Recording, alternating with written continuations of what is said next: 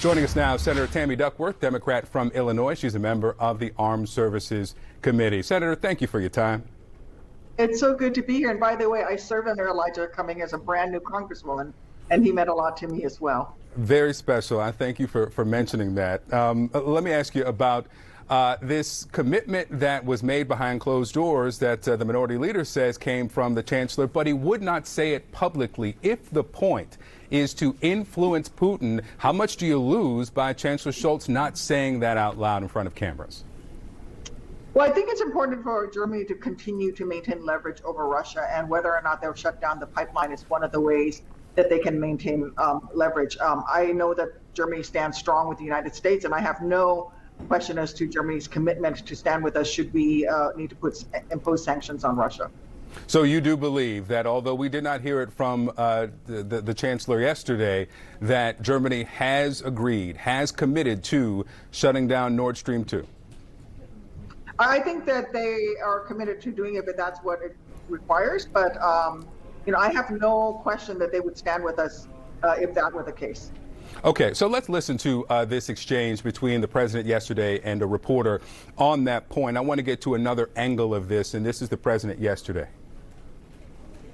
If Russia invades, that means tanks or troops crossing the border of Ukraine again. Then there will be no longer a Nord Stream 2. We will bring an end to it.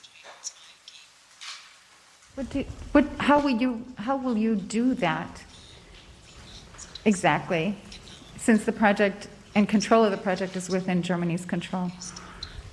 We will, I promise you, we'll be able to do it. Now, the president said that if tanks or troops cross that border again, then Nord Stream will end. If there's a major cyber attack, if there's attack on the grid, do you think that should trigger a shutdown of the pipeline as well?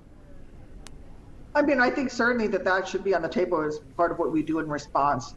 I have a real fear that the tanks will actually cross the border. Russia has significantly massed troops there. And remember that Germany is a NATO ally, part of the Article 5 Mutual Defense Treaty. And I expect that they will step up when we ask them to do this.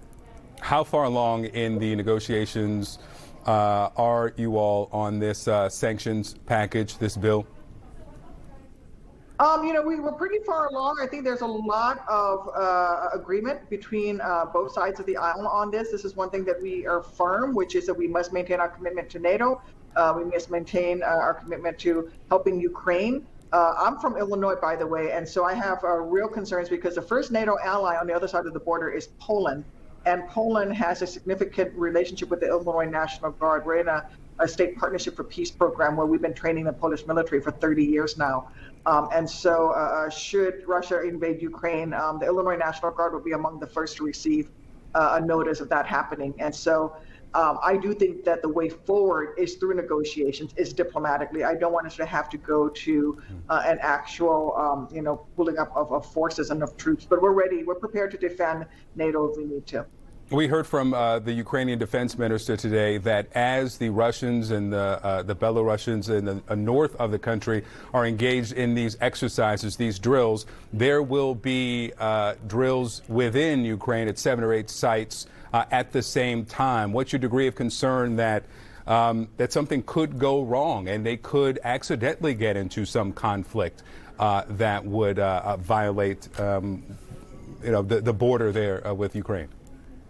Well, I'm very troubled by the situation in Ukraine and Putin's clear and continuation of escalation of tensions in the region. And we know of at least 2 attempted false flag attacks that Putin has the information has been released that Russia has planned to stage a false attack on Russian forces coming out of Ukraine by Russian sympathizers. So I wouldn't put it beyond Russia to try to stage a false flag attack on their own forces to try to provoke some sort of a confrontation. But I do agree with the Biden administration that diplomacy remains our best avenue to resolve this situation peacefully.